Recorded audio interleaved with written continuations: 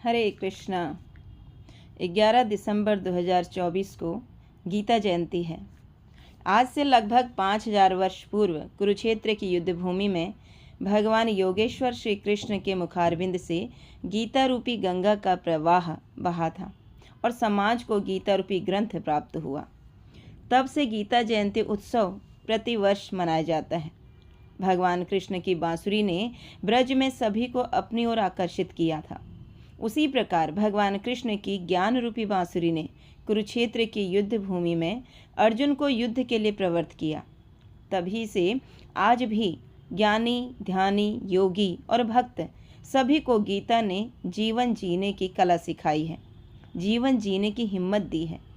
जीवन एक संग्राम की भांति है, जहाँ उतार चढ़ाव, सुख दुख, अनेकों प्रकार के संकटों से जूझना पड़ता है।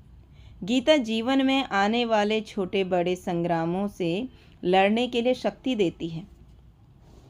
कर्मवीरों को गीता कर्म करने का उत्साह देती है और ज्ञानियों को ज्ञान गंगा में डूबने का अवसर देती है और भक्तों को गीता में भक्ति का रहस्य मिलता है।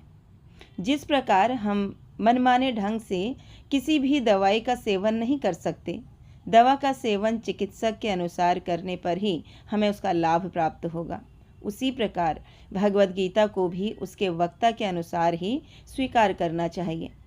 भगवद गीता के वक्ता स्वयं भगवान श्री कृष्ण हैं। जिस प्रकार जब हम कोई इलेक्ट्रिकल वस्तु जैसे वॉशिंग मशीन, फ्रिज, प्रेस इत्यादि खरीदते हैं तो उसके साथ एक मैनुअल, एक बुकलेट आती है। उस बुक के अनुसार हम उस मशीन को ऑपरेट करते हैं। अपनी मर्जी से चलाएंगे तो खराब होने के चांसेस बढ़ जाते हैं। उसी प्रकार श्रीमद् भगवद गीता मनुष्य जीवन का मैनुअल है। गीता में भगवान द्वारा दिए गए निर्देश हैं कि हमें जीवन कैसे जीना चाहिए। अपनी मर्जी से जीवन जीने से हम जीवन को जीते नहीं हैं, उसे बर्बाद कर देते हैं।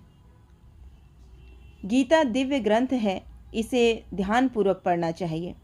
गीता शास्त्रम इदम पुण्यम यह पठेत प्रयतः पुमान विष्णुः पादम अवाप्नोति भय शोकादि वर्जितः।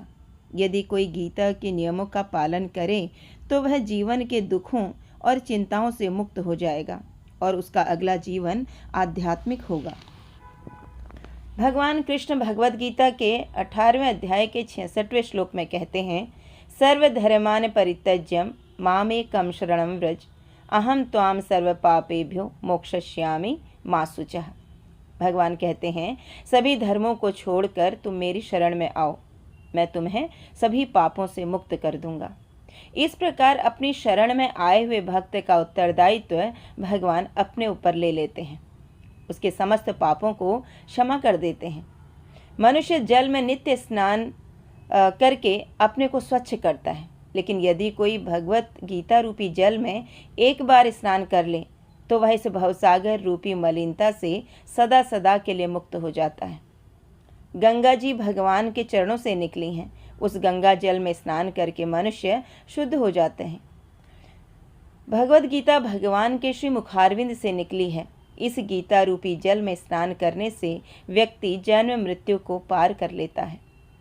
तो आइए इस गीता जयंती पर हम सब मिलकर गीता को पढ़ने का और उनकी शिक्षाओं को अपने जीवन में अपनाने का संकल्प लेते हैं और इस गीता को हम अधिक से अधिक लोगों तक पहुंचाने का प्रयास करेंगे, अधिक से अधिक लोगों को देने का प्रयास करेंगे, ताकि सभी लोग गीता के आदेशों अनुसार अपने जीवन को जीने का प्रयास करें और अपने जीवन को सफल बनाएं। हरे कृष्णा।